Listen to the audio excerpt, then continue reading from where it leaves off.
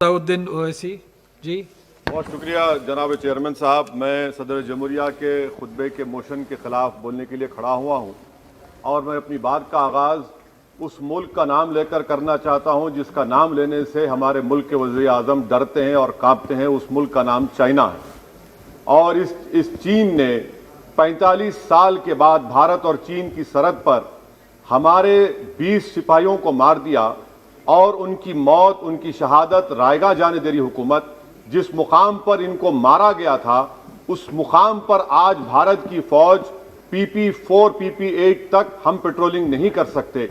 आज अरुणाचल प्रदेश में चीन, भारत के LAC में चीन ने गांव को बसा दिया। ये सरकार चीन से लफ्जी तौर पर इस बात का एहतजाज करने की ताकत नहीं रख सकती कि आपने भारत के LAC के अंदर एक गांव को बना दिया। नकुला सिकम में चीन घुस रहा है। आखिर क्या डर है उस हुकूमत को और खास तौर से वजीर आजम को कि वो चीन का नाम लेने से डरते हैं? भाई, मुल्क की सालिमियत का मसला है, मुल्क की जमीन पर चीन कब्जा करते जा रहा है और भारत के वजीर आजम चीन का नाम नहीं लेते। मैं उम्मीद करता हूं कि जब वजीर आजम अपना रिप्लाई देंगे तो वो हिम्मत दिखाएंगे और चीन का नाम लेकर कहेंगे कि चीन यहां पर इन जगहों पर घुसा हुआ है।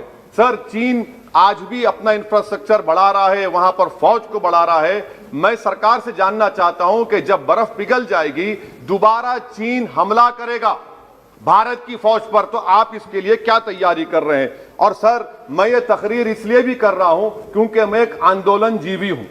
मैं एक आंदोलन जीवी हूं, मुझे इसका फख्र है, इसलिए मैं खुल के बोल रहा हूं। अल्फाज छाप कर, किसी से डर कर बोलना मेरी फितरत में नहीं है। अफसोस तो इस बात का होता है सर कि जिस जगह पर हमको इंफ्रास्ट्रक्चर बनाना था हमने टिकरी पर बना दिया। जिस जगह पर हमको वो इंफ्रास्ट्रक्चर बनाना था हमने सिंगूर में बना दिया। जो इंफ्रास्ट्रक्चर की जरूरत थी हमने गाजीपुर पर बना दिया, अरुणाचल प्रदेश में नहीं बनाया। आखिर हो क्या रहा है? क्या किसान से जो बर्ताव किया जा रहा है वो ऐसा लग रहा है कि वो चीन की फौज बनी हुई है और जो चीन की फौज से बर्ताव किया जाना था आप किसानों से कर रहे हैं? तो मैं इस हुकूमत से जानना चाहता हूं कि इंफ्रास्ट्रक्चर और ये किसानों से क्यों जुल्म किया जा रहा है? सर, यहां पर ये तीनों कानून को लेना पड़ेगा वापिस, आपको आपकी अना को थोड़ा मिटाना पड़ेगा और तीनों कानून को वापस लेना पड़ेगा। सर, यहां पर मेरे को साहिर लुधियानवी का एक शेर याद आ रहा है। मैं साहिर लुधियानवी के साथ माजरत के साथ उस शेर में तरमीम करके कहना चाहूंगा कि जो मौजूदा हालात पर के साहिर लुधियानवी का शेर को थोड़ा तब्दील करके कि चीन पर करम, किसानों पर सितम, रहने दे थोड़ा सा भरम, ऐ जाने वफा ये जुल्म ना कर। ये साहिर लुधियानवी ने कहा था। हाँ, आपसे पूछ के करेंगे क्या? आप तो टुट्टे शायर हैं, ना शायरी आती आपको, ना ज़ौक़ है, ना कुछ है, बोले जाते हैं क्या क्या बोलते हैं आपको ही मालूम। बहरहाल सर, ये जो किसानों का कानून है इसमें क्या काला है? काला इसमें यह है कि इस हाउस को एग्रीकल्चर स्टेट सब्जेक्ट है और कहां लिखा है संविधान में? एंट्री 14, एंट्री 28, शेड्यूल 7 में। और यह फेडरलिज्म के खिलाफ है। केशवानंदा भारती खास तौर पर कहता है कि फेडरलिज्म बेसिक स्ट्रक्चर है, तो यह सबसे बड़ा काला है। और सर, यह पूरा किसानों के इरिटेशन से क्या बात मालूम हुई कि सरकार को इस लोकसभा की अजमत, इसकी खूबसूरती की कोई इनके पास हैसियत नहीं है। सरकार इस ऐवान से डरती नहीं है। सरकार किससे डरती है? जब लोग रोड पर निकल कर आते हैं तो मोदी जी की नींद हराम हो जाती है। तो वही आप पैगाम दे रहे हैं कि लोग रोड पर निकले तो सरकार कहती है कि हम 1.5 साल तक कानून को मुलतवी कर देंगे। अरे आप कैसा बोलते? क्या इस ऐवान की तौहीन नहीं है कि आप यहां पर कानून अपनी ताकत की बुनियाद पर बनाते हैं और इस लोकसभा की अजमत को निस्तनाबूद कर देते हैं? तो ये बात आपने पैगाम दी कि जब लोग रोड पर निकल कर आते आप डरते हैं। आप बनाओ CAA के रूल्स, इंशाअल्लाह हम दोबारा रोड पे निकलेंगे, पूरे भारत में उसके खिलाफ एहतजाज होगा।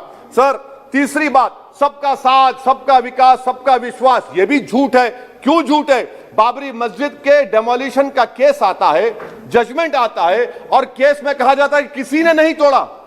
अगर सरकार उस जजमेंट के खिलाफ अपील क्यों नहीं करती? अपील क्यों नहीं करती? एक क्रिमिनल एक्ट सुप्रीम कोर्ट ने कहा डेमोलिशन ऑफ बाबरी मस्जिद को, आप हुकूमत में हैं, आप अपील इसलिए नहीं कर रहे क्योंकि आप अपने लोगों को पैगाम देना चाहते हैं। क्या पैगाम देना चाहते हैं? कि बेटा काशी मथुरा में भी तोड़ दो, हम तुम्हारे साथ हैं। अपील नहीं करना चाहते बाबरी मस्जिद डेमोलिशन केस को। क्या आप इंसाफ पसंद नहीं है? क्या आप मजलूम के साथ नहीं खड़े रहना चाहते? क्या आप जालिमों को जेल में नहीं भिजाना चाहते जिन्होंने 6 दिसंबर को बाबरी मस्जिद को शहीद किया?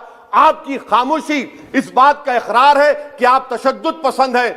आप जबर के नाम पर आपके पास कानून की बालादस्ती का कोई रोल नहीं है। सर, चौथा पॉइंट, आंदोलनजीवी, पैरासाइट। सर, जमहूरियत की बका के लिए, संविधान की बका के लिए आंदोलन करना जरूरी है। और वजीर आजम या कोई बरसर इख्तिदार जमात के लोग अगर आंदोलनजीवी पैरासाइट का लफ्ज इस्तेमाल करेंगे तो मैं याद दिलाना चाहता हूं सर आपके जरिए से इस हुकूमत को कि हिटलर ने जर्मनी में यहूदियों के खिलाफ इनको कॉकरोचेस का, टर्माइट्स का, उसके बाद 20 मिलियन, आप देखते हैं कि 2 मिलियन से ज्यादा यहूदियों को गैस के चैम्बर में डाला गया। इस तरह के अल्फाज इस्तेमाल करने से क्या आप भारत में वही जर्मनी की तारीख को दोहराना चाहते हैं? और सर आप सुन लीजिए। जी सर, थोड़ा बहुत क्या सर बोलते समय में। हाँ सर, जी सर, आप आगे ना सर, आप प्रोटेक्शन है मुझे, अब तो कोई फिक्र की बात नहीं, और खुल के बोल सकते सर। आप आगे सर, स्पीकर आ गए सर, अब तो क्या है सर, आप हमारे लिए हैं। सर, यहां पर आंदोलनजीवी, आंदोलन नहीं करना। अरे किसी शायर ने अच्छा कहा था कि जिसमें ना हो इनकलाब, मौत है वो जिंदगी, रूह है वम की हयात, कश्मकश है इनकलाब। सर, अब फॉरेन पॉलिसी पे आ जाइए। किसी इना मीना डीका ने ट्वीट किया, आपने परेशान हो गए। इना मीना डीका ने ट्वीट किया, आप खड़े हो गए। अरे कौन सी फॉरेन पॉलिसी है आपकी? भारत के अतराफ में जितने पड़ोसी हैं, चीन हमला किया, कौन सा एक पड़ोसी है जो चीन के खिलाफ बोलता है? बताइए। कोई नहीं बोलता, मुंह नहीं खोलता। श्रीलंका में आप पोर्ट बना रहे हैं, किसके साथ? जापान के साथ। किसको काम मिल रहा था? आपके नूरे नजर को, आपके नूरे नजर को, आपके चहीते नूरे नजर को। श्रीलंका ने कहा हम भारत को नहीं बनाने देंगे टर्मिनल पोर्ट यहां पर। आप बताइए फॉरेन पॉलिसी। सर, नेपाल का वजीर आजम कहता है कि भारत से ताल्लुकात उस वक्त तक बहाल नहीं होंगे जब तक कि भारत नेपाल की जमीन वापस नहीं करता। कहां सो रहे हैं सर आप? पड़ोस में कोई हमारा दोस्त नहीं है। चीन बांग्लादेश से कोविड की बात करता है, अफगानिस्तान से अमेरिका छोड़कर जा रहा है। क्या आपके पास कोई पॉलिसी है गनी हुकूमत को सपोर्ट करने की? आपके पास कोई पॉलिसी नहीं है। अच्छा सर, एफडीआई का मतलब अब समझाता हूं मैं। एफडीआई का मतलब यह है कि 5 फरवरी को ब्रैड शर्मन जो अमेरिका के रिप्रेजेंटेटिव, उनके पास भारत के अमेरिका के सफीर गए, तो ब्रैड शर्मन ने ट्वीट कर कहा कि भारत सरकार को इंटरनेट खोलना चाहिए, भारत सरकार को पीसफुल प्रोटेस्ट करना चाहिए। कौन होता है ब्रैड शर्मन जो भारत को सिखाए? ये एफडीआई है। और भारत सरकार का डिप्लोमेट, एम्बेसडर बैठकर उनका लेक्चर सुनता है, और उसके बाद क्या होता? 3 दिन के बाद आप कश्मीर में इंटरनेट खोल देते हैं। ये आप एफडीआई कर रहे हैं, हम नहीं कर रहे हैं। अच्छा, बात कश्मीर की आई। कौन है इम्तियाज, कौन है अबरार, कौन है इब्रार? इनको शोपियान में एनकाउंटर पर मार दिया गया, प्रूव हो गया। और ब्रिगेडियर आरा सेक्टर का जिसने इनको टेररिस्ट कहकर मारा, उसको अवार्ड देते हैं आप। सर, इन मरने वाले कश्मीरियों के लिए कौन रोएगा? क्या वजीर आजम रोएंगे? क्या वजीर आजम रोएंगे? क्या कोई रोएगा? अच्छा सर, एक और बात सर, एक और बात। हाँ, एक और बात आई कि शादी के घर में गुस्सा होता है। अरे ये कौन सी शादी की बारात है कि 18 लाख करोड़ टैक्स मिलता है और 36 लाख करोड़ ये सरकार खर्चती है? क्या शादी कर रहे हैं आप? वाह वाह, माने वाकई में आपकी इकोनॉमिक पॉलिसी को सलाम कि 18 लाख करोड़ टैक्स में मिलते हैं, 36 लाख आप लोग शादी में खर्चते हैं। मुबारक हो आपको, बड़ी शानदार घर है ये शादी का। अच्छा सर, दिल्ली का लॉ एंड ऑर्डर, 1 साल में 3 बड़े दंगे हो गए। एडवोकेट्स पुलिस, उसके बाद CAA का राइट हुए 50 से ज्यादा, उसमें लोग मारे गए। 20 से ज्यादा मसाजिद को नुकसान जला दिया गया। 26 जनवरी। सर, क्या ये सरकार जिम्मेदार नहीं है? 2 मिनट सर, क्या ये सरकार जिम्मेदार नहीं है? आपकी सरकार है, आपका होम मिनिस्टर, आप रोक नहीं पा रहे। आपकी कमजोरी और आपकी नादानी की वजह से, आप में दूरअंदेशी नहीं है, आप उसको अलाउ कर रहे हैं। और फैजान के कातिल कौन है? क्यों नहीं पकड़ा फैजान के कातिल को आपने अब तक?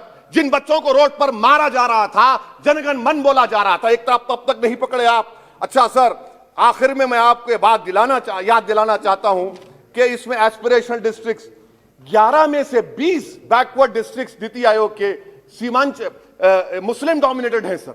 सीमांचल में कटिहार, पूर्णिया, अररिया है सर। पूर्णिया का एयरपोर्ट सिविल टर्मिनल का काम क्यों नहीं होता सर? अब आ जाइए सर माइनॉरिटीज पर। 3 स्कॉलरशिप स्कीमें मैं पुकार रहा हूं, मुतालबा कर रहा हूं कि डिमांड ड्रिवन करो। सरकार ने 2020-21 में 3 स्कॉलरशिप के लिए 2265 करोड़ का ऐलान किया। कितने पैसे आपने दिए? सबका साथ, सबका विकास, सबका विश्वास, 436 करोड़ रुपए। किसको झूठ बना रहे हैं आप? पढ़िए आप लोग। अच्छा सर, उसके बाद आप देखिए कि कितने लोगों को कितने माइनॉरिटी स्कॉलरशिप नहीं मिली। 42,36,000 माइनॉरिटी स्कॉलरशिप नहीं मिली। और सबसे ज्यादा इलिटरेसी मुसलमानों की है, लेडीज की है। आप बोलते नहीं है। इसीलिए सर मैं आखिर में आपके जरिए से हुकूमत से अपील कर रहा हूं कि आंदोलन होगा, नाइंसाफी के खिलाफ आवाज उठेगी, संविधान को बचाया जाएगा। नरेंद्र मोदी भारत के वजीर आजम है। दिल्ली सल्तनत के बादशाह या जहां पनाह नहीं है। जिल्ले लाही का दौर खत्म हो चुका है, जहां पनाह का दौर खत्म हो चुका है। मोदी की आंखों में आंखें डालकर उनकी गलतियों को बोला जाएगा। इसलिए शायर ने कहा था कि जो चुप रहेगी ज़बान खंजर, लहू पुकारेगा आस्ती का। बहुत बहुत शुक्रिया सर। श्री